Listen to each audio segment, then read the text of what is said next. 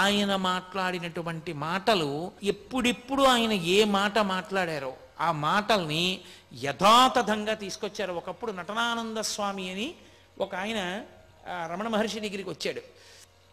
వచ్చి నాకు మీలాగే ఈ శరీరం మీద భ్రాంతి పోయింది, సన్యాసం తీసుకుందాం అనుకుంటున్నాను, ఎందుకు వచ్చిన దిక్కుమాలిన శరీరం, ఇదేమైనా శాశ్వతమా ఏమైనానా అన్నాడు.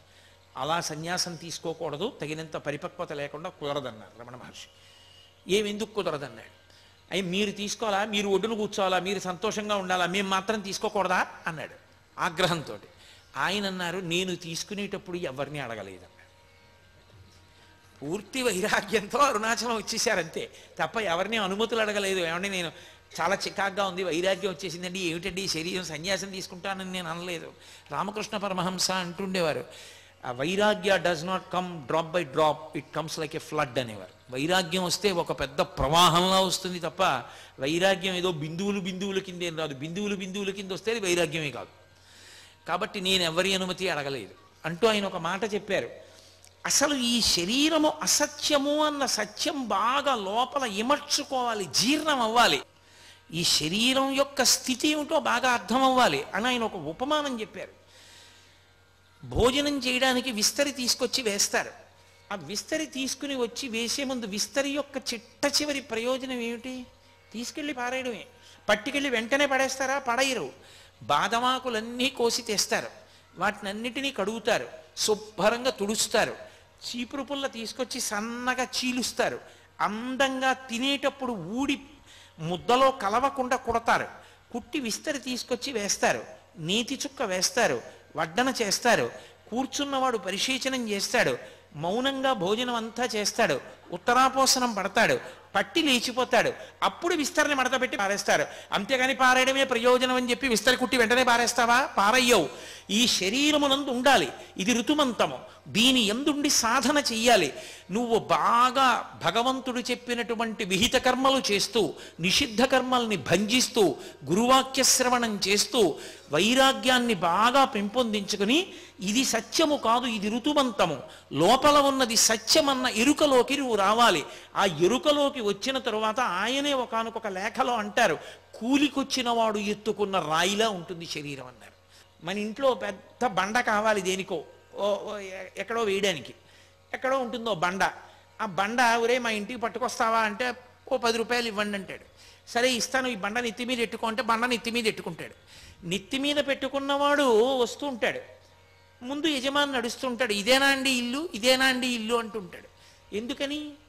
వాడికి ఎప్పుడెప్పుడు ఆ ఇల్లు వచ్చేస్తుందో అప్పుడప్పుడు ఆ బండ పారేద్దామని ఉంటుంది తప్ప వాడు తొందరగా బండ ఎక్కడ పడితే అక్కడ పడేయకూడదు. ఆ ఇల్లు వచ్చాక ఇంట్లో పారేయాలి. పారేశాక అమ్మయ్యా అని తలపాగా తీసి దులుపుకుని 10 రూపాయలు ఇచ్చుకుపోతాడు.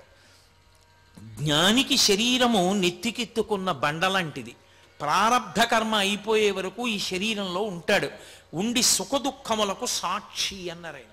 అందుకే రమణ మహర్షికి సర్కోమా వ్యాధి వస్తే రమణ మహర్షికి బాధ ఉన్నదా లేదా అని అడిగారు అనుకోండి, శరీరం అన్న తర్వాత శరీరం మీద మరుగునీళ్లు పోస్తే కాలుతుందా కాల్దా?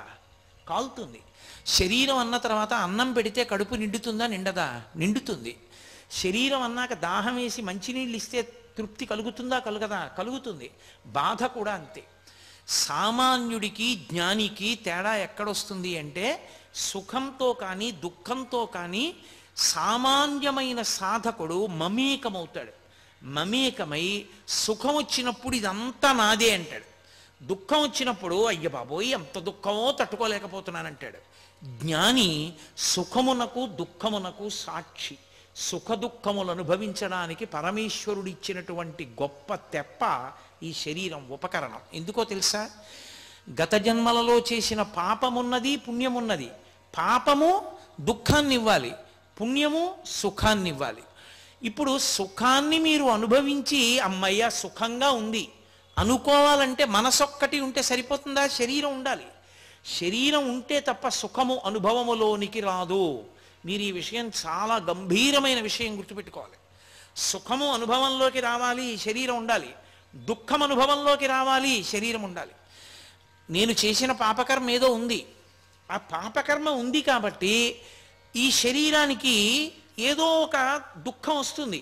ఏదో ఈ కాలు నొప్పెడుతోంది అనుకోండి నాకు, ఆ కాలు నిప్పెట్టడం అనేటటువంటి కారణాన్ని అడ్డుపెట్టి ఈశ్వరుడు గత జన్మలలో నేను చేసినటువంటి పాపాన్ని తీసేస్తున్నాడు. కాబట్టి ఆ పాపం క్షయమైపోతోంది. శరీరం లేకపోతే పాపం ఎలా పోతుంది? శరీరంతో దుఃఖం అనుభవిస్తూ పాపాన్ని పోగొట్టుకుంటాడు, శరీరంతో సుఖం అనుభవిస్తూ పుణ్యాన్ని పోగొట్టుకుంటాడు. రెండు పోతాయి. కాబట్టి రెండు పోగొట్టుకోవడానికి సుఖ దుఃఖముల కొరకు శరీరం ఉండాలి, దాంతో మనం పోగొట్టుకుంటాం. జ్ఞాని ఆయనకి సుఖము దుఃఖము ఆయనకి అన్వయం అవ్వదు. ఎందుకు అవ్వదు అంటే ఒకటే కారణం, ఆయన ఈ శరీరమునకు సాక్షి, దీన్ని వేరుగా చూస్తూ ఉంటాడు.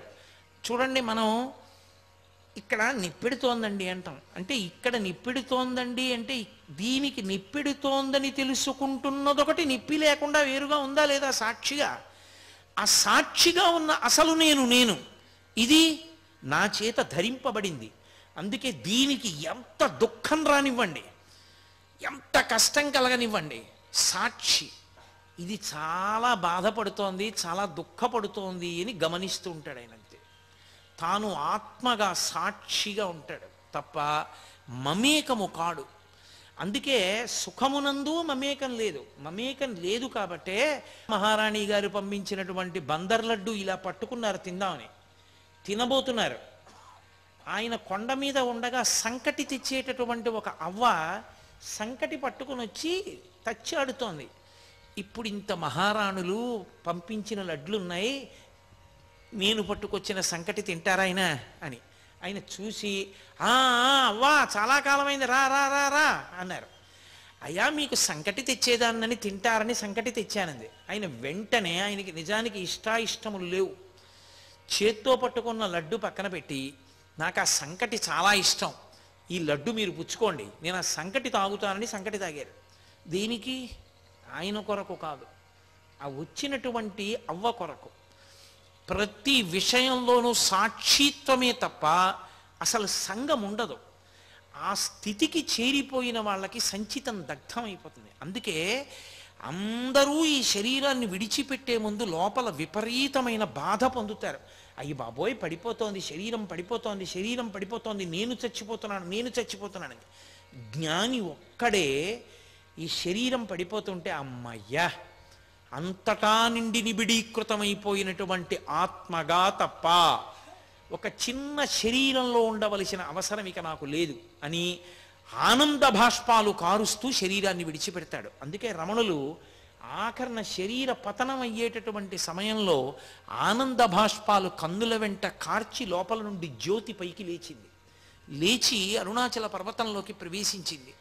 ఒక జ్ఞానిగా భగవానులు ఎప్పుడెప్పుడు ఏ ఏ మాటలు మాట్లాడారో ఆ మాటలన్నీ తేదీ వేసి, అది దానికి ముందు అసలు ఏం జరిగిందో, ఏ కారణం చేత ఆయన అలా మాట్లాడారో ఎంత అద్భుతంగా మాట్లాడతారో నిజంగా.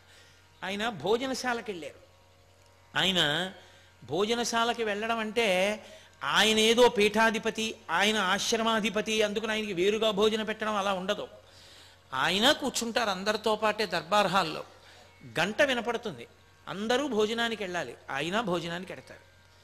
ఆయన ఇలా కూర్చున్నారు భోజనానికి, ఎదురుగుండా పాపం ఆయనకి కీళ్ల నొప్పులు వచ్చాయి. కీళ్ల నొప్పులు వచ్చాక ఇలా కూర్చోవడం మానేసి కాళ్ళు చాపుకుని పక్కకి తిరిగి అన్నం తినేవారు. ఎదురుగుండా విదేశాల నుంచి వచ్చిన వనిత ఒక ఆమె కూర్చుంది, ఆమె కూడా కాళ్ళు జాపింది. కాళ్ళు జాపితే అవి రమణ మహర్షి వైపు వచ్చాయి. ఆ ఎదురుగుండా వడ్డన చేస్తున్న వ్యక్తి అన్నాడు, కాళ్ళు మడుచుకో, అలా కూర్చోకూడదు అన్నాడు. వెంటనే రమణ మహర్షి ముందు కాళ్ళు మడుచుకున్నారు. మడుచుకుంటే ఆయన అన్నాడు, నేను మిమ్మల్ని అనలేదు, ఆవిడ్ని మడుచుకోమన్నాను, మీరెందుకు మడుచుకున్నారు, కాళ్ళు నిప్పెడతాయి కదా అన్నాడు. ఆయన అన్నారు, ఆవిడ వేసుకున్న దుస్తులు అటువంటివి, అది గమనించకుండా ఆవిడ్ని మఠం వేసి కూర్చోమన్నప్పుడు ఆవిడ ఎంత బాధపడి ఉంటుంది. ఆవిడికి ఒక నియమం అయితే నాకు ఒక నియమమా, నే కాళ్ళు చాపుకోనా, బాధపడుతున్నా ఆవిడ చాపుకోకూడదా, అందుకని నేను మఠం వేసుకున్నాను, ఆవిడ్ని చాపమను నేను చాపుతానన్నాడు.